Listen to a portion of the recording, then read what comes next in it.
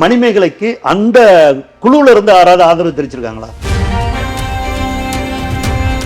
ஒருத்தர் பிரபலமாகிட்டு இருக்காங்க அப்படின்னா பிரியங்கா மாதிரி நாமளும் பிரபலமாகணும்னு தான் முயற்சி செய்யணுமே தவிர பிரியங்காவை அசிங்கப்படுத்தி பிரியங்காவை அவமானப்படுத்தி நான் பிரபலமாகணும் அப்படிங்கிறது பிரியங்கா மேல மணிமேகலைக்கு காலம் காலமாக கடந்த பல மாதங்களாக அவருடைய மனதில் இருந்த வன்மத்தை வெளிப்படுத்துற செயலா தான் நான் பார்க்கிறேன். நான் ரொம்ப ஓப்பனா பேசக்கூடாதுன்னு நினைக்கிறேன். இன்னைக்கு இருக்க எல்லா செலிபிரிட்டிக்குங்க ரொம்ப ஒரு சின்ன பிரபலமான ஆகிட்டா கூட தங்களை சுற்றி ஒரு பெரிய புகழ் வெளிச்சம் இருக்குது, நம்மள மாதிரி உலகத்தில் யாருமே இல்லைங்கிற மாதிரி ஒரு சிந்தனை போக்கு எல்லார்கிட்டையுமே இருக்குது. பிரியங்காங்கிறவங்க மட்டும் போட்டி இல்லை, நாளைக்கு இன்னொருத்தர் வருவாங்க பிரியங்காங்கிற மாதிரி இன்னொரு ஆள் வரும், அவங்ககிட்ட சண்டை போட்டு வெளியே போயிருவீங்களா? திவ்யா வாழைப்படத்தினுடைய கதாநாயகி, அவங்களோட புகழ்ந்து பேசுனதுனால பிரச்சனை எழுது. சுயமரியாதை, பணம் எனக்கு பிரச்சனை இல்லை, இப்படிலாம் நீங்கள் திசை திருப்புறாங்க. அந்த நிறுவனம் நீங்க இதெல்லாம் இப்படி சண்டை போட்டுக்காங்க, இப்படிலாம் வெளியே நீங்க பிரச்சாரம் பண்ணுங்க அப்படின்னு சொல்லி கொடுத்து இது நடக்குதா அப்படிங்கிற ஒரு சந்தேகம் எனக்கு இருக்கு. அனிதா சம்பத்துன்னு ஒரு பங்கேற்பாளர் அதில் கலந்துட்டாங்க, அவங்கள கண்ணீர் விட வச்சிருக்காங்க மணிமேகலை. என்னுடைய புகழ், என்னுடைய பணம், இதை பத்திலாம் எனக்கு கவலை இல்லைன்னா நீங்க அந்த நிகழ்ச்சியில முதல்லயே கலந்துக்க கூடாதுன்ற நான். அவ்வளவு பெருமை, அவ்வளவு பொதுமக்களுக்கு நல்ல பயனளிக்கிறது, பள்ளி மாணவிகளுக்கு கல்லூரி மாணவிகளுக்கு ஒரு கல்வியை கற்பிச்சு கொடுக்குறோம், ஒழுக்கம் கற்றுக் கொடுக்குறோம் அப்படின்னு தன்னம்பிக்கையை கற்றுக் கொடுக்குற மாதிரி நிகழ்ச்சியாங்க அது.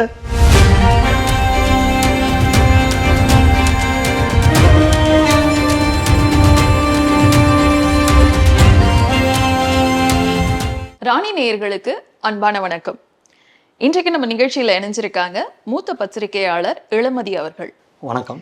எதை பத்தி இன்னைக்கு பேச போறோம் அப்படின்னா, ஒரு என்டர்டைன்மெண்ட் விஷயம் தான் அது. ஆனா இவ்வளவு பெருசு, இது எப்படி ஆச்சுன்னே தெரியல. எந்த பக்கம் திரும்பினாலும் இதை பத்தின பேச்சு தான். மணிமேகலை வெஸ் பிரியங்கா, இந்த விஷயம் ஏன் சார் இவ்வளவு பெருசாச்சு? செப்டம்பர் மாதம்னாவே நம்ம தமிழர்களுக்கெல்லாம் ஒரு பாரம்பரியமான ஒரு பெருமை உள்ள மாதம். பார்த்தீங்கன்னா பேரறிஞர் அண்ணா பிறந்த மாதம், அடுத்தது தந்தை பெரியார் பிறந்த மாதம்.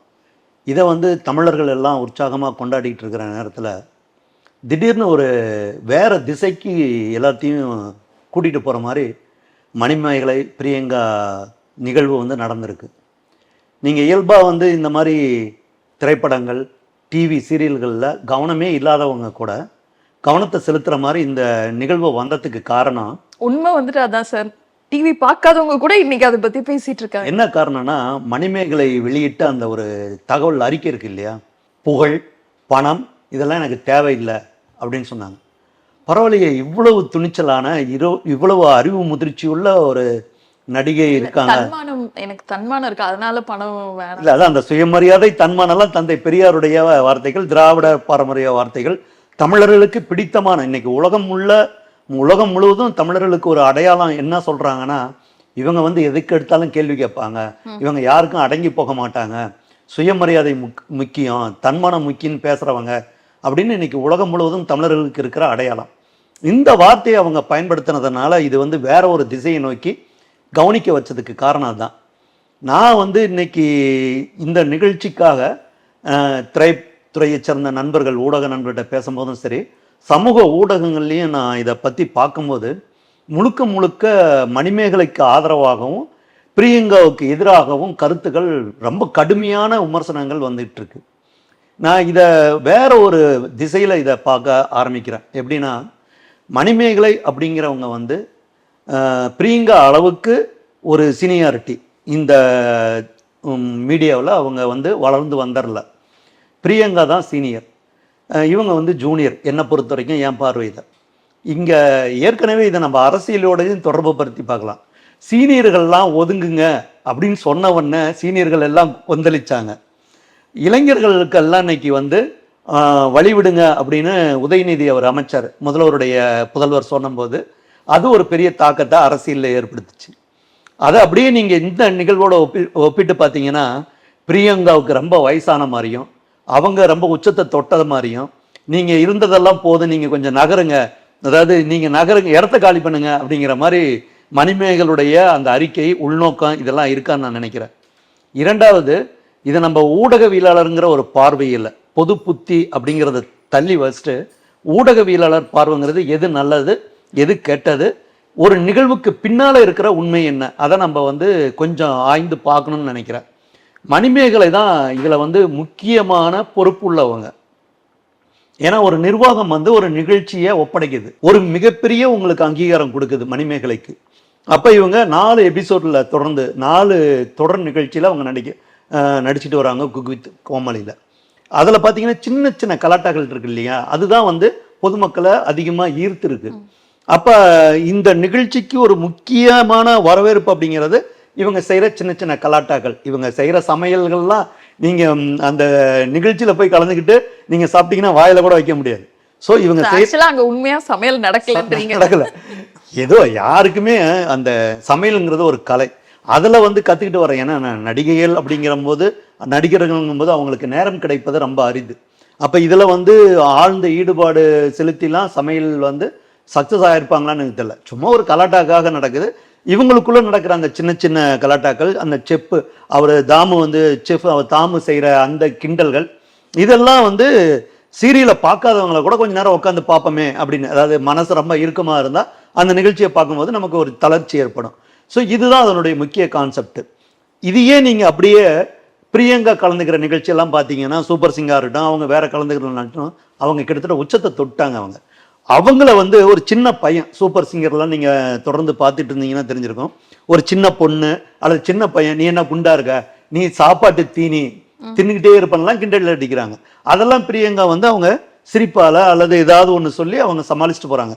இதெல்லாம் டெலிகாஸ்ட் ஆகிற நிகழ்ச்சிகள், நேரடியாக ஒளிபரப்பு ஆகிற நிகழ்ச்சிகள். இங்க வந்து ரெக்கார்டிங் ஷோ தான் மணிமேகலைக்கும் பிரியங்காவுக்கும் நடந்தது, ஒரு ஷூட்டிங் போது நடந்தது. அப்ப பிரியங்கா வந்து எங்க இது ஆரம்பிக்குதுன்னா, திவ்யா வாழைப்படத்தினுடைய கதாநாயகி அவங்களோட புகழ்ந்து பேசுனதுனால பிரச்சனை எழுது. பிரியங்கா என்ன சொல்றாங்கன்னா, திவ்யா அவருடைய நடிப்பையும் அவங்களுடைய அர்ப்பணிப்பையும் பாராட்டுறாங்க. அதை வந்து ஒரு நிகழ்ச்சி தொகுப்பாளர் வந்து அவங்களுக்கு ஒரு வாய்ப்பு கொடுக்கணும். எல்லாமே பங்கேற்பாளர்கள் தான், அவங்க பேசுறாங்கன்னா பேசட்டும் அப்படின்னு சொல்லிட்டு இவங்களும் தன்னுடைய கருத்தை வந்து அதில் பதிவு செஞ்சுட்டு, எடிட்டிங்னு ஒன்று இருக்கு. அப்போ வந்து அந்த நிகழ்ச்சி தயாரிப்பாளர் இருப்பாங்க இல்லையா, எல்லாத்துக்குமே ஹெட்டு நிகழ்ச்சி தயாரிப்பாளர் தான். அவர்கிட்ட போய் சொல்லி இந்த மாதிரி பிரியங்கா அதிகமாக சொல்லியிருக்காங்க, நீங்க இதை வந்து கொஞ்சம் குறைச்சிக்காங்க, எனக்கு முக்கியத்துவம் குறையிற மாதிரி இருக்கு. அந்த ஸ்டேட்மெண்ட்லயே சொன்னாங்களே சார், நிறைய வாரங்கள் வந்துட்டு நாங்க பேசின நிறைய விஷயங்கள் வரவே இல்லை, அவங்களோட மெயின் ஃபோக்கஸே அந்த ப்ரொடக்ஷன் டீமோட மெயின் ஃபோக்கஸே இவங்க மேல மட்டும் தான், இவங்கள தான் பெரிதுபடுத்தி காமிச்சாங்க, ஆங்கர் பார்ட்ஸே ரொம்ப குறைச்சிட்டாங்கன்ற மாதிரி குற்றம் சுமத்திருக்காங்க. இப்ப நம்ம ஒரு 2.5 மணி நேரம் திரைப்படம் பார்க்குறோம், ஆனா அது எவ்வளவு நேரங்கள் எடுக்கிறாங்க. அதை எடிட் பண்ணும்போது எடிட்டருடைய கண்ணோட்டம் ஒன்று இருக்கும் தெரியுங்களா, அங்க வந்து ஹீரோ சொல்றது எடுபடாது, அந்த படத்தினுடைய கதாநாயகி சொல்றது எடுப்படாது, இயக்குனர் கூட இந்த காட்சி வைக்கணுமா வேணாமா அப்படின்னு ஒரு வாக்குவாதம் வரும்போது எடிட்டர் இது இப்படி இருந்தாதான் அது தொய்வில்லாம போகும் அப்படிங்கிற மாதிரி எல்லாமே பொதுமக்களை கவர்றதுக்கான தான் நிகழ்ச்சி தயாரிப்புகள் நடக்குது, சினிமாவும் சரி. அப்ப அந்த நிறுவனம் வந்து அதுக்கு முதலீடு செய்து அது எப்படி பார்வையாளர்களை கவருன்னு அவங்களுக்கு அந்த ஒரு எண்ண ஓட்டம் இருக்கும். அப்ப இவங்க சொல்றத வந்து அவங்க வந்து புறக்கணிக்கிறாங்க அப்படின்னா, நீங்க அந்த ஒட்டுமொத்த நிகழ்ச்சி முடிஞ்சோடி தான் நீங்க வெளியேறணும். ஏன் நான் சொல்ல வரேன்னா, நீங்க ஒப்பந்தம் போட்டு தான் போறீங்க. பங்கேற்பாளர்களுக்கு இருக்கிற அந்த உரிமையும் கடமையும் தாண்டி ஒரு நிகழ்ச்சி தொகுப்பாளருக்கு அதிகமா இருக்கு. ஏன்னா நிர்வாகம் வந்து நிகழ்ச்சி தொகுப்பாளர்கிட்டையும் அந்த நடுவர்கள்கிட்ட தான் பொறுப்பு ஒப்படைக்கிறாங்க, நீங்க இந்த நிகழ்ச்சியை முழுமையா முடிச்சு கொடுங்க அப்படிங்கும்போது. அப்போ ஒரு நிர்வாகம் வந்து உங்களை நம்புது, உங்களை வந்து ஒரு முக்கியமான இடத்துல உங்களுக்கு வாய்ப்பு கொடுக்குறாங்க. இன்னும் சொல்ல போனா, எப்பப்பெல்லாம் நம்ம வந்து ஒரு உயர்ந்த நிலைக்கு போகிறோமோ அல்லது முக்கியமான பொறுப்பை ஏற்றுக்கொள்கிறோமோ அப்ப நமக்கு வந்து சகிப்புத்தன்மை அதிகமா வேணும். இன்னும் சொல்ல போனா, மணிமேகலையோட பிரியங்காங்கிறவங்க வந்து கொஞ்சம் வந்து சீனியரவங்க. அப்ப அவங்க பேசுறாங்கன்னா அவங்களை அனுமதிக்கிறதுல என்ன இருக்கு, நீங்க இந்த நிகழ்ச்சியை இப்படிதான் நடக்கும் அப்படின்னா இந்த நிகழ்ச்சியை முடிச்சு கொடுத்துட்டு தான் வெளியேறி இருக்கணுமே தவிர, நீங்க வந்து அந்த நிகழ்ச்சிக்குள்ள நடந்த ஒரு விஷயத்தை தன்னுடைய தன்மான பிரச்சனை, சுயமரியாதை, பணம் எனக்கு பிரச்சனை இல்லை இப்படிலாம் நீங்க வந்து திசை திருப்புறாங்க அவங்க. இன்னும் சொல்ல போனா எனக்கு இதுல ஒரு சந்தேகம் இருக்கு, இந்த நடக்கிற ஒட்டுமொத்த டிராமாவும் அந்த நிறுவனம் நீங்க இதெல்லாம் இப்படி சண்டை போட்டுக்காங்க, இப்படிலாம் வெளியே வந்து நீங்க பிரச்சாரம் பண்ணுங்க அப்படின்னு சொல்லி கொடுத்து இது நடக்குதா அப்படிங்கிற ஒரு சந்தேகம் எனக்கு இருக்கு. இல்ல சார், நீங்க அந்த மாதிரி சொன்னீங்கன்னா சார், இன்னைக்கு வந்துட்டு பிரியங்காவோட பேரே வந்துட்டு டோட்டலா டேமேஜ் ஆயிருக்கு. உண்மையா சொல்ல போனோம்னா இன்னைக்கு காமன் பீப்புள் கூட வந்துட்டு அவங்களோட பழைய வீடியோ எல்லாம் எடுத்து இவங்களா எடிட் பண்ணி போட்டுட்டு இருக்காங்க, எடிட்டர்ஸ் மாதிரி. அப்ப பிபிலேயே அவங்க இப்படி பண்ணிருக்காங்க, பிக் பாஸ்ல. இந்த ஷோல ஆரம்பத்துல இருந்து நீங்க பிரியங்காவுடைய நடவடிக்கையை பார்த்திருந்தா தெரிஞ்சிருக்கும். மணிமேகலையை டீஸ் பண்ணும்போதெல்லாம் அவங்க அவ்வளோ என்ஜாய் பண்ணாங்க. மணிமேகலை ஆங்கரே இல்லைன்னு யாராவது சும்மா கமெண்ட் பண்ணா கூட ஒரு டான்ஸ் பண்ணி அதை கொண்டாடினாங்கன்னு சொல்லிட்டு இன்னைக்கு இவங்க 2 பேர்ல பார்த்தோம்னா ஃபுல் இதுவுமே இப்ப பிரியங்கா மேலதான் இருக்கு. அப்படி இருக்கும்போது அது ஒரு பிளேவா இருக்கும்னு நினைக்கிறீங்களா சார் நீங்க? நீங்க பிரியங்கா மேல என்னென்ன குற்றச்சாட்டு வைக்கிறீங்களோ அது அத்தனையும் மணிமேகலைக்கும் பொருந்தும். அனிதா சம்பத்துன்னு ஒரு பங்கேற்பாளர் அதில் கலந்துக்கிட்டாங்க. அவங்கள கண்ணீர் விட வச்சிருக்காங்க மணிமேகலை. நீங்க கடந்த இந்த படி இப்போ பிரியங்காவை பற்றி வர்ற தகவல் மாதிரி மணிமேகலை பற்றியும் வருது. மணிமேகலை அந்த நிகழ்ச்சியில் கலந்துக்கிட்டவங்களை நிறைய பேர் அசிங்கப்படுத்தியிருக்காங்க, அவமானப்படுத்தியிருக்காங்க. அனிதா சம்பத்தி மணிமேகலைக்கு சப்போர்ட் பண்ணி போட்டிருந்தாலும் ட்விட்டர்ல அவ போட்டிருந்தா கூட அவங்களுக்கும் இவங்களால பிரச்சனை வந்துச்சு அப்படின்னு ஒரு தகவல் இருக்கு. அதே மாதிரி இப்ப மாப்பா அவர் இந்த பிரச்சனையை பத்தி சொல்லியிருக்கலாம் இல்லையா? மாப்பாக்கா அவர் இவர் கூட பிரியங்கா கூட ஆமா அவர் இதுக்கு ஒரு கருத்து சொல்லியிருக்கலாம். அவர் என்ன சொல்றாருன்னா 2 யானைகள் சண்டை போட்டுக்குது, இதுல போய் நம்ம மாட்டினா நாம தான் நசுங்கி பாதிப்போம் அப்படின்னு அவர் சொல்றாரு. அப்ப பிரியங்கா மேல அவருக்கு நியாயமான கருத்து இருந்தா அவர் தெரிவிச்சிருக்கலாம். அதே மாதிரி மணிமேகலை, ஏன்னா இந்த மாதிரி பல்வேறு நிகழ்வுகள் நீங்க ஒவ்வொரு நிகழ்ச்சியிலையும் நடக்கு. நமக்கு ஒளிபரப்பு ஆகும்போது நமக்கு தெரியுதே தவிர, இல்லது இந்த மாதிரி மணிமேகலை மாதிரி பிரச்சனைகள் பண்ணும்போது தெரியுதே தவிர, மித்தபடி ஒரு அரங்கத்துக்குள்ள ஷூட்டிங் நடக்கிற ஒரு அரங்கத்துக்குள்ள நடக்கிற பல்வேறு தகவல்கள் வெளியவே வரதில்லை. இதுல என்ன ஒரு ஈகோனா, நீ பெரியவங்களா நான் பெரியவங்களா அப்படின்னு. இப்ப பிரியங்கா அப்படிங்கிறவங்களுக்கு இதுல பாதிப்பு அப்படின்னா பிரியங்காவை யார் கொண்டாடுவாங்க? நிகழ்ச்சியை யாரெல்லாம் நடத்துறாங்களோ பிரியங்காவில் பிரச்சனை கிடையாது, இந்த நிகழ்ச்சிக்கோ இந்த நிறுவனத்துக்கோ அவங்க அவப்பேரு தேடித்தரல, மணிமேகலையால் தான் இன்னைக்கு பிரச்சனை ஆயிருக்கு அப்படின்னு நிர்வாகம் தானே நினைக்கும். மணிமேகலை போட்டால் ஒரு நிகழ்ச்சியை முழுமையா நாம ஒளிபரப்ப முடியாது, நடத்தி முடிக்க முடியாதுங்கிற எண்ணம் வருமா வராதா? நிர்வாகங்கிறது பணம் முதலீடு செய்யறது. நீங்க போடுற பணம் திரும்பி வரணும். எல்லா நிகழ்ச்சிகள்லையுமே நீங்க பாத்தீங்கன்னா தான் நான் முதல்ல உங்களுக்கு உதாரணமா சொன்னேன், பிரியங்காவை கேவலப்படுத்துறதெல்லாம் பிரியங்கா அனுமதிச்சு தானே வருது உங்களுக்கு. அப்ப பிரியங்கானா எனக்கு இந்த இப்படி என்னை இப்படி காட்சிப்படுத்துறது எனக்கு அவமானமா இருக்கும் அப்படின்னு அவங்க சொல்லியிருந்தாங்கன்னா என்ன இருக்கும்? அது அப்பயே எடிட் ஆயிருக்கும், கட் பண்ணிட்டு தான் அவங்க அதை ஒளிபரப்பாங்க. இதெல்லாம் நீங்க இதை கடந்து போகணும். நான் என்ன சொல்றேன், ஒரு நிர்வாகத்துக்குள்ள நீங்க ஒரு நிகழ்ச்சியை நீங்க என்டர்டெயின்மெண்ட், நீங்க முதல்ல சொல்லும் போது தொடக்கும் போதே இது பொழுதுபோக்கு நிகழ்ச்சி, நீங்க கிண்டல் அடிக்கிறீங்க நான் கிண்டல் அடிக்கிறேன் அப்படிங்கிறது, இதுல யார் அதிகமா கிண்டல் அடிக்கிறோம் யார் அதிகமா காயப்படுத்துறங்கிறது. இதுல கிண்டல் அடிக்கிறத தாண்டி இவங்க சைடு என்ன வைக்கிறான், நீ கிண்டல் பண்ணி எது வேணாலும் செய், ஆனா என்னோட பார்ட் ஆஃப் ஒர்க்கை நீ கையில எடுக்காத, நான் இங்க தொகுப்பாளர், நீ குக்கா மட்டும் இரு, நான் தொகுப்பாளர் வேலையை பாத்துக்கிறேன். நீ எனக்கு கிண்டல் பண்றதெல்லாம் தாண்டி தொகுப்பாளர் வேலையும் சேர்த்து பார்க்கும்போது அதை சுத்தி இருக்கவங்க என்கரேஜ் பண்றாங்க. அதை என்னால பொறுத்துக்க முடியலன்னு தானே சரி இவங்க சொல்றாங்க. கிண்டல் பண்றதை பத்தியோ இதெல்லாம் இல்ல, அதெல்லாம் நிறைய அவங்கள பொறுத்து இருக்காங்க. நீங்க என்ன, அதாவது நீங்க இதெல்லாம் சொல்றது எங்க இருக்குன்னா அந்த நிர்வாகம் அந்த நிகழ்ச்சிக்குள்ள சொல்ல வேண்டிய விஷயங்கள், இதை நீங்க பொது வெளியில கொண்டு வர்றது தவறுன்னு நான் சொல்றேன். ஓகே, புரியுதுங்களா? இப்ப நான் இப்ப உங்க நிறுவனத்துக்கு வரேங்க, நான் பேட்டி கொடுக்குறேன், நான் பேட்டி கொடுக்காம கூட போகலாம், நீங்க என்ன கட்டுப்படுத்த முடியாது. ஆனா இந்த நிகழ்ச்சி இன்னைக்கு எடுக்கல அப்படின்னா நீங்க பதில் சொல்லணும். யாருக்கு சொல்லணும்? நிர்வாகத்துக்கு. ஏன் இன்னைக்கு பேட்டி எடுக்கல, இல்ல அவர் வரத்துக்கு காலதாமதமாச்சு, இல்ல நம்ம கருத்துக்கு எதிராக பேசுறாரு, அது நமக்கு பிடிக்கல, ஏதாவது நீங்க நியாயப்படுத்தணும்ல. இந்த பொறுப்பு உங்ககிட்ட இருக்கு. இந்த பொறுப்பை நீங்க கடந்து போறீங்கன்னு நான் சொல்றேன். இப்ப இவங்க கிண்டல் அடிச்சுக்கிட்டாங்க, யார் பெரியவர் இல்ல அப்படிங்கிறது நான் சொல்ல வரல. இப்ப அந்த செஃப் தாமு அவர் அந்த நிகழ்ச்சி விட்டு வெளியே போயிட்டாரா? இல்ல. அதே மாதிரி இன்னும் அவரோட பங்கேற்றவங்க யாருமே போகல. அப்ப நீங்க அதான் சொல்றேன், நீங்க நிர்வாக தரப்புல ஒரு தொகுப்பாளரா நிர்வாகம் உங்க மேல நம்பிக்கை வச்சிருக்கு. அங்க என்னுடைய தன்மானம், என்னுடைய புகழ், என்னுடைய பணம், இதை பத்திலாம் எனக்கு கவலை இல்லைன்னா நீங்க அந்த நிகழ்ச்சியில முதல்லயே கலந்துக்க கூடாதுன்ற. நான் அவ்வளவு பெருமை, அவ்வளவு பொதுமக்களுக்கு நல்ல பயனளிக்கிறது, பள்ளி மாணவிகளுக்கு கல்லூரி மாணவிகளுக்கு ஒரு கல்வியை கற்பிச்சு கொடுக்குறோம், ஒழுக்கம் கற்றுக் கொடுக்குறோம் அப்படின்னு தன்னம்பிக்கையை கற்றுக் கொடுக்குற மாதிரி நிகழ்ச்சியாங்க அது. இல்ல நான் கேட்குறேன், நீங்க அவங்க சொன்னதெல்லாம் சமுதாய பார்வையில வருது. எனக்கு புகழ் வேண்டாம், எனக்கு பணம் வேண்டாம், எனக்கு சுயமரியாதை முக்கியம். அந்த நிகழ்ச்சி என்ன தன்னம்பிக்கையை யாருக்கு கொடுத்துரும் சொல்லுங்க? நான் அதை கேட்குறேன், அடிப்படையில் கேட்குறேன். உங்களுக்கு சமுதாய பற்று, உங்களுக்கு சுயமரியாதை எல்லாம் இருக்குன்னா நீங்க யார், உங்களுடைய பின்னணி என்ன அப்படிங்கிறத நம்ம பார்க்கணும் இல்லையா? பிரியங்காவு மேல என்ன கோபம்னா எல்லாருக்குமே இது வரும். அதுதான் முதல் நான் சொன்னேன், சீனியர் ஜூனியருங்கிற அந்த வார்த்தையை சொன்னேன். நீங்க ஜெயிச்சுக்கிட்டே இருந்தீங்கன்னு வச்சுக்காங்க, உங்க மேல கல்லடி கண்டிப்பா படும். ஒருத்தர் பிரபலமாகிட்டு இருக்காங்க அப்படின்னா பிரியங்கா மாதிரி நாமளும் பிரபலமாகணும்னு தான் முயற்சி செய்யணுமே தவிர, பிரியங்காவை அசிங்கப்படுத்தி பிரியங்காவை அவமானப்படுத்தி நான் வந்து பிரபலமாகணும் அப்படிங்கிறது பிரியங்கா மேல மணிமேகலைக்கு காலம் காலமாக கடந்த பல மாதங்களாக அவருடைய மனதில் இருந்த வன்மத்தை வெளிப்படுத்துற செயலாக தான் நான் பார்க்குறேன். ஒரு நிகழ்ச்சி ஒரு அரங்குக்குள்ள நடக்கு. அப்ப உங்களுக்கு ஏதாவது பிரச்சனைனா நீங்க அங்க போய் முறையிட வேண்டியது தயாரிப்பு நிர்வாகம். தயாரிப்பு நிர்வாகம் உங்களுடைய கருத்துல நியாயம் இல்லை, அதை புறக்கணிக்கிறாங்கன்னா அந்த நிகழ்ச்சியை முடித்து கொடுத்துட்டு இனிமேல் நான் வந்து எந்த ப்ரோக்ராமும் நான் கலந்துக்க மாட்டேன் அப்படின்னு சொல்லிட்டு நிகழ்ச்சி முடிச்சோட்டி அந்த எபிசோடே முடிஞ்சோட்டி நீங்க வந்து வெளியிடுறது நாகரிகமாக இருக்கும். ரெண்டாவது, ஒரு சகிப்புத்தன்மை, ஒரு வந்து ரொம்ப பொறுமையா இருக்கிறது, நிதானமா இருக்கிறது, இது எல்லாருக்குமே அவசியம். இந்த மாதிரி ஒரு பொதுமக்களோட நீங்க செலிபிரிட்டியா மாறும்போது நீங்க பாருங்க, சிவகுமார் எவ்வளவு பெரிய மனிதர், அவரை எல்லா பண்புகளையும் நம்ம பாராட்டிக்கிட்டே இருக்கோம். அவர் எவ்வளவு திருக்குறளை பேசுறாரு, ராமாயணம்.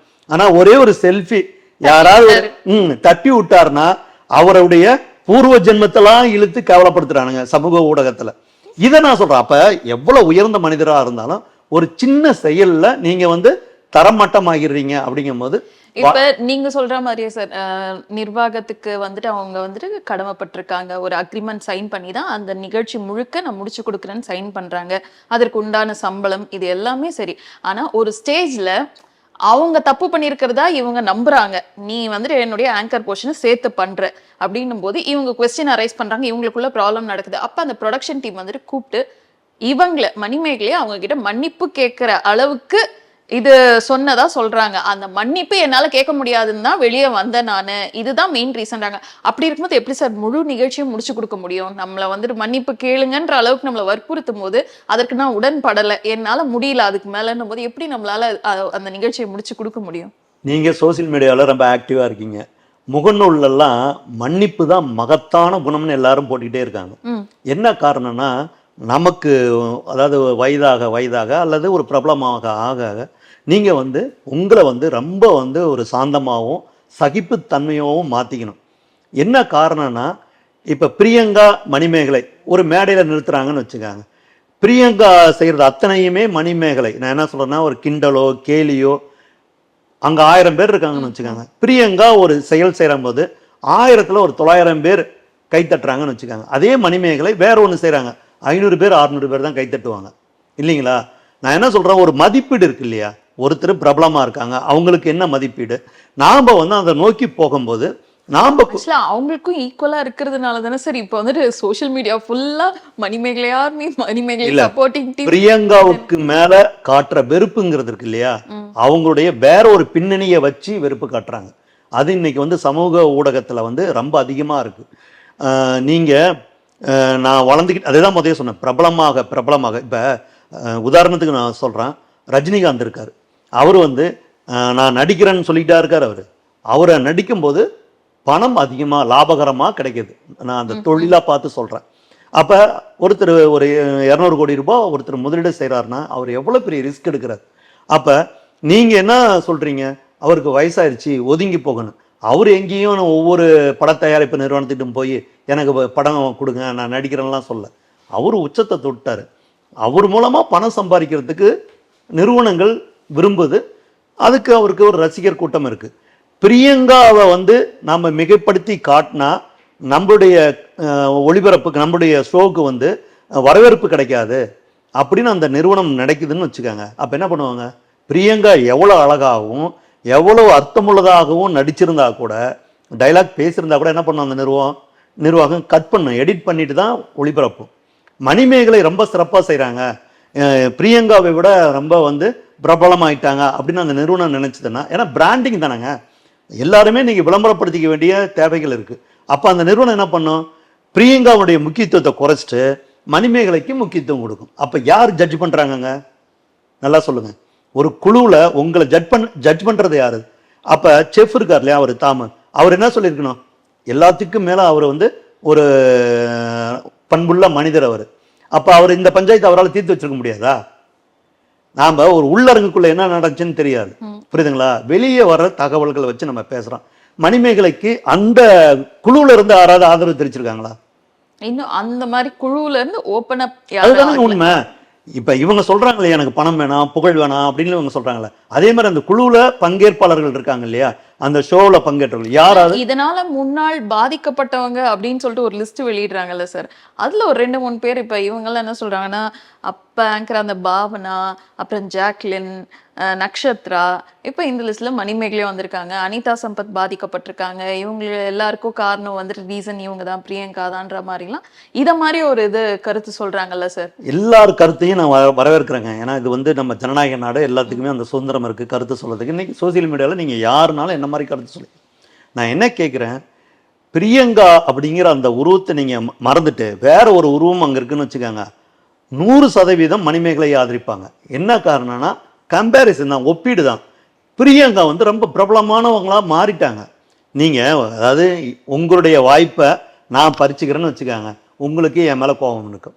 அதே மாதிரி ஒவ்வொருத்தரும் உங்களால் பாதிச்சிருக்கேன். திறமை இருந்தால் தாங்க முன்னேற முடியும். நீங்க வந்து எல்லா ஒரு நான் தான் திரும்ப தடவை சொல்றேன், இது எல்லாமே லாபகரமான ஒரு தொழில். இது உங்களை நாங்க பயன்படுத்திக்கிறோம் அப்படின்னு அந்த நிறுவனம் நினைக்கும் போது என்ன ஆகும், நீங்க அப்படி நீங்க சொல்றது பார்த்தா திறமை இல்லாமலா சார் அதே நிறுவனம் இத்தனை பெண்களுக்கு வாய்ப்பு கொடுத்திருந்தது முதல்ல? இப்ப இவங்க கிட்ட மட்டும்தான் திறமை இருக்குன்னு இப்ப மட்டும்தான் தெரியுதா? இதுக்கு முன்னாடிலாம் வாய்ப்பு கொடுத்தீங்களே. இல்ல, அதாவது தொகுப்பாளருக்கும் அதான் முதல்ல சொன்னேன், தொகுப்பாளருங்கிற அந்த பதவிக்கும் பொறுப்புக்கும் பங்கேற்பாளருக்கும் வித்தியாசம் இருக்கு. பங்கேற்பாளர் பிரியங்கா இந்த ஷோவோட முடிஞ்சிருவாங்க, அதாவது இந்த எபிசோடோட முடிஞ்சிருவாங்க. மணிமேகலை இன்னும் சிறப்பாக செஞ்சு இன்னும் அவங்களுக்கு வந்து ஆதரவு கூட்டம் பெருகுச்சுன்னா அந்த விஜய் டிவி நிர்வாகம் என்ன பண்ணும், அவங்கள தொடர்ந்து தொகுப்பாளரவே பயன்படுத்திக்கும். புரியுதுங்களா? நீங்க ஒரு ஷோவுக்கு பங்கேற்பதற்கும் ஒரு அந்த ஷோனுடைய தொடர்ச்சிக்கு பங்கேற்பதற்கும் வித்தியாசம் இருக்கா இல்லையா? உங்களை நான் தான் திரும்ப திரும்ப சொல்றேன், மணிமேகலையை அந்த நிர்வாகம் நம்புது. நீங்க இதை நல்லா சிறப்பாக செஞ்சு கொடுப்பீங்கன்னு உங்ககிட்ட ஒரு பொறுப்பு ஒப்படைக்கிறாங்க. நீங்க யார் கூட போய் போட்டியிடணும்? நீங்க உங்க கூட தொகுப்பாளராக செஃப் தாமு மாதிரி நான் நல்லா பேசுறேன், நான் என்ன சிறப்பாக செய்கிறேன்னு நீங்கள் அவங்க கூட தான். உங்களுடைய போட்டியாளர் பங்கேற்பாளர்கள் இல்லை. நான் அந்த அடிப்படையில் தான் பேசுகிறேன். நீங்கள் பிரியங்கா பேசுகிறத ஒரு அனுமதிங்க, அடுத்த எபிசோடு நீங்கள் மாறும்போது நீங்கள் உங்களுடைய டேலண்ட்டை இன்னும் டெவலப் ஆகிக்காங்கன்னு நான் சொல்ல வரேன். நீங்கள் உங்கள் திறமையை நீங்கள் வளர்த்துக்கணும். நீங்கள் உங்கள் கோபம் எங்கே வருது, அவங்க எல்லா மேடையும் அபகரிக்கிறாங்க, எல்லா பங்கேற்பாளருடைய திறமையும் அபகரிக்கிறாங்கன்னு போட்டி தானேங்க.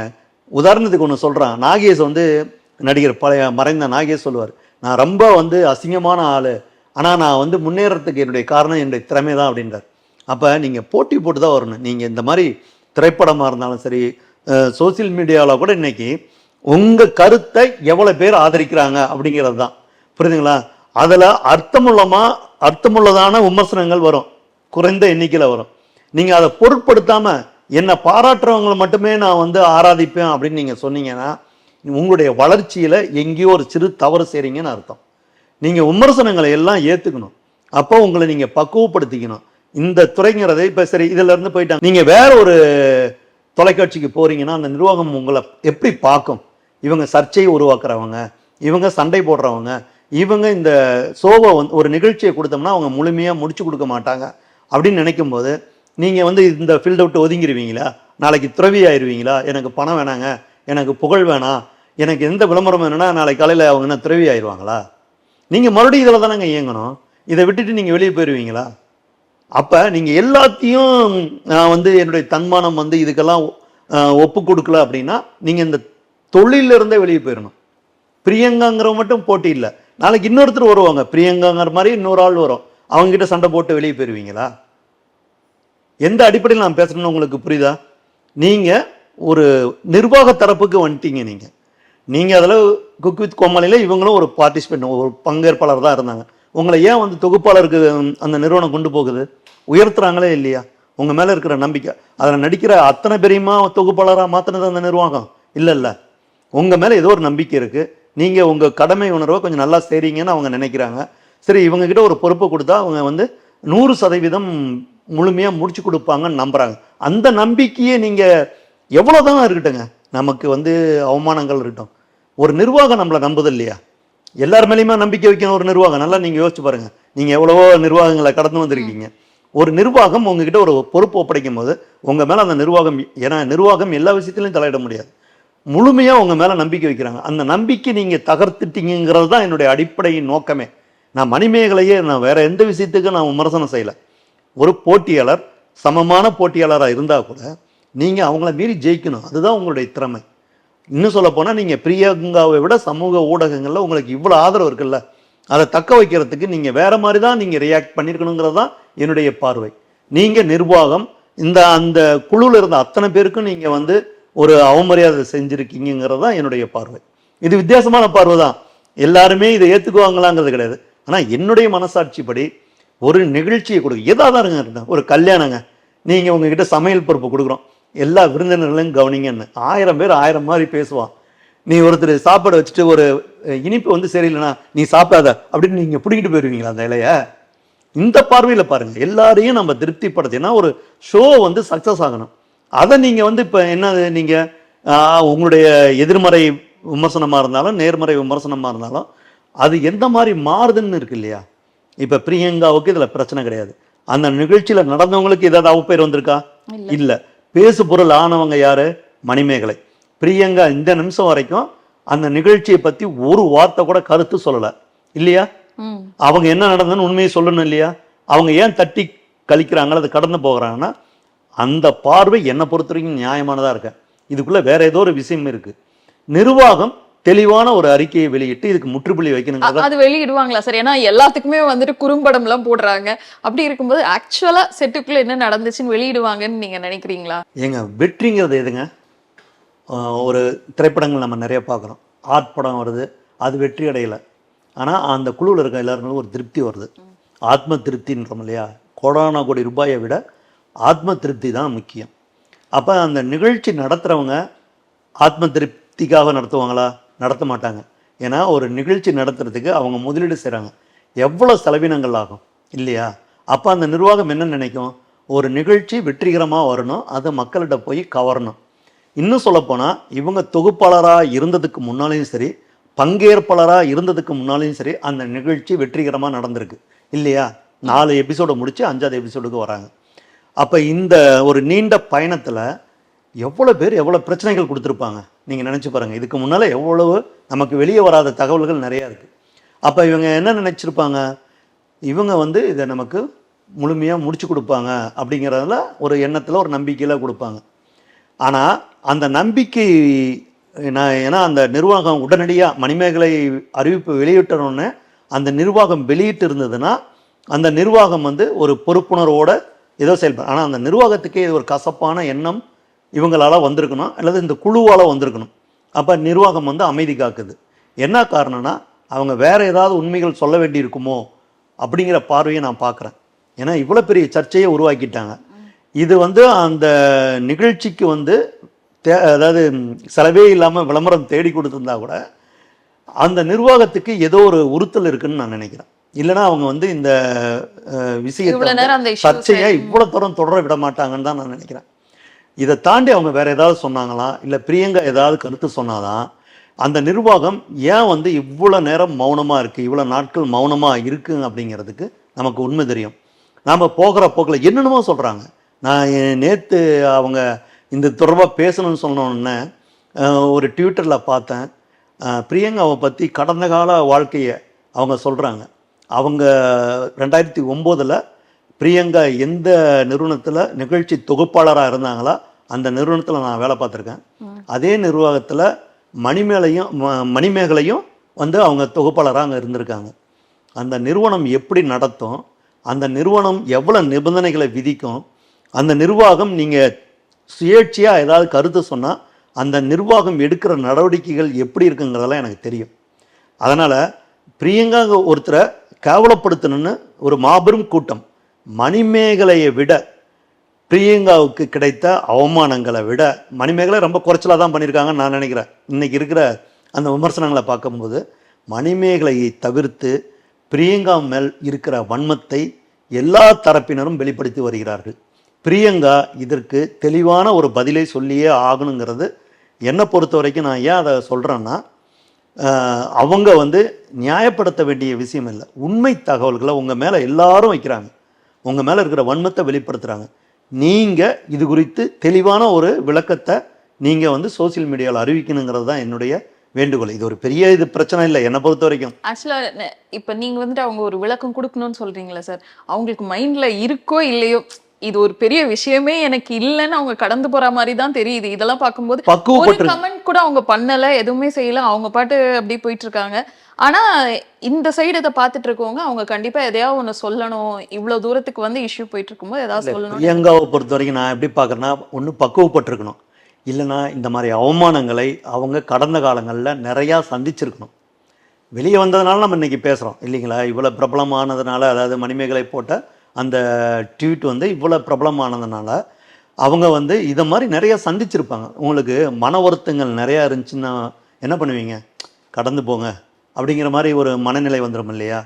நான் அப்படி தான் பிரியங்காவை பார்க்குறேன். இதெல்லாம் மீடியாவில் இருக்கும்.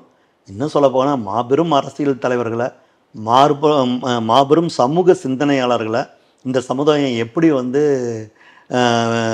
விமர்சனம் பண்ணோம், எப்படி அசிங்கப்படுத்துங்கிறதெல்லாம் நம்ம வந்து பார்த்துக்கிட்டே இருக்கோம். சமூக ஊடகம், விமர்சனங்கள் எல்லாமே வந்து நியாயமாகவே இருக்கும் எல்லா நேரங்கள்லையும் நம்ம சொல்லிட முடியாது. எவ்வளவு வந்து வன்மத்தோடவும், எவ்வளவு வந்து ஒரு எதிர்ப்பை நிலைநாட்டணும் அப்படிங்கிறதுக்காகவும் நிறையா பேர் இன்றைக்கி சோசியல் மீடியாவில் வேலை பார்க்குறாங்க. இந்த சோசியல் மீடியாவில் வேலை பார்க்குறவங்கள பற்றி எனக்கு ஒரு சின்ன கருத்து உண்டு. எப்படின்னா, லட்சக்கணக்கில் சம்பளம் வாங்கிக்கிட்டு இந்த கம்ப்யூட்டர் நிறுவனங்களில் வேலை பார்க்குறாங்க இல்லைங்களா, போகிற போக்கில் சோசியல் மீடியாவில் ஒரு கருத்தை போட்டு போயிட்டே இருப்பாங்க. அவங்க யார், அவங்க பின்னணி என்ன, அவங்க இதுக்கு முன்னே சமூகத்தை பற்றி எந்த மாதிரி பார்வையில் இருந்தாங்க, என்னென்ன மாதிரி பொது நலன் சார்ந்த விஷயங்களுக்கு கருத்து சொன்னாங்கன்னு நீங்கள் தேடி பார்த்தீங்கன்னா ஒரு விஷயத்தை கூட சொல்லியிருக்க மாட்டாங்க. இது என்னென்னா, ஒருத்தர் அசிங்கப்படுத்துறதுக்கு நீங்கள் ரோட்லேயே பார்க்கலாம்.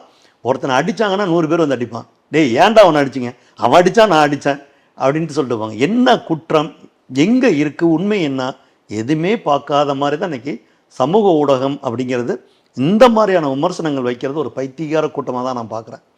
இன்றைக்கி என்னென்னா, நான் பிரபலமாகணும், நீங்கள் பிரபலமாக இருக்கீங்கன்னா உங்களை நான் திட்டுவேன், திட்டினா நான் பிரபலமாகுவேன், என்னுடைய கருத்தை ஒரு 10 பேர் பார்ப்பாங்க.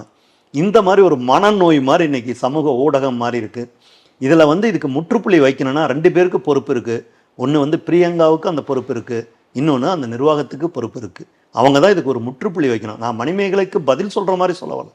ஆக்சுவலாக மணிமேகலையுமே வந்துட்டு அவங்கள அசிங்கப்படுத்தணும் அந்த மாதிரி இதுல எதுவுமே சொல்லியே சார். அவங்க வந்துட்டு ஏன் இப்படி ஆச்சு, பாதியில மணிமேகலையை காணுமேன்னு நிறைய பேர் கேட்க போய் அவங்க ஒரு ஸ்டேட்மெண்ட் கொடுக்குறாங்க, அவ்வளவுதான். இதனாலன்னு சொல்லிட்டு அவங்க பேரும் வெளியிடல, எதுவும் சொல்லலை. ஈவன் அந்த ஸ்டேட்மெண்டோட முடிவுல கூட நான் குறிப்பிட்ட அந்த ஆங்கர் வந்துட்டு நிறைய வாய்ப்புகள் கிடைக்கட்டும், அவங்களுக்கு நல்லாவே இருக்கட்டும், இப்படிதான் சொல்றாங்களே தவிர அவங்களும் ஒன்றும் பழி சொல்லியோ அவங்கள அசிங்கப்படுத்தணும்னு எதுவும் நினைக்கல சார் அந்த ஸ்டேட்மெண்ட்ல. என்ன சொல்லுவோம், அதான் திரும்ப திரும்ப நான் சொல்றேன். ரொம்ப ப்ராப்ளம் ஆகிட்டீங்க அப்படின்னா, நடிகர் ரஜினிகாந்த் சொன்னேன், நடிகர் வந்து சிவகுமார் சொன்னேன், அவங்கெல்லாம் இதில் இருந்து ஒதுங்கி இருக்காங்க. நீங்கள் பார்த்தீங்கன்னா பொது தளங்களில் எல்லா இதுக்கும் கருத்து சொல்கிறது இல்லை. அப்போ நீங்கள் பிரபலம் ஆகிட்டே வரீங்கன்னா உங்கள் மேலே இயல்பாக ஒரு பொறாமை வரும். ரெண்டாவது, உயர்ந்த இடத்துக்கு நீங்கள் போயிட்டே இருக்கீங்கன்னு வச்சுக்கோங்க, எப்படா இவங்க வந்து போகிறாங்க. நீங்கள் எவ்வளோ உழைப்பு கொடுக்குறீங்க, எவ்வளோ நேரம் செலவழிக்கிறீங்க, உங்களுக்கு தான் தெரியும் அதில் இருக்க கஷ்டங்கள். பிரியங்கா வந்து இன்னைக்கு இந்த இடத்துல இருக்கு. இல்லை சார், இதுல இன்னொரு பாயிண்ட் இருக்கு சார். அவங்க மட்டும்தான் உழைப்பு போடுறாங்களா? எல்லாரும் தானே உழைப்பு போடுறாங்க. ஆனா எந்த இது ப்ரோக்ராம் எடுத்தாலும் அவங்களுக்கு தான் ஒரு முக்கியத்துவம் கொடுக்கப்படுது அதுலன்னு சொல்லிட்டு இன்னொரு குற்றச்சாட்டு வைக்கிறாங்களே சார். அந்த நிர்வாகம் மேல நிறைய பேர் குற்றச்சாட்டு வைக்கிறாங்க.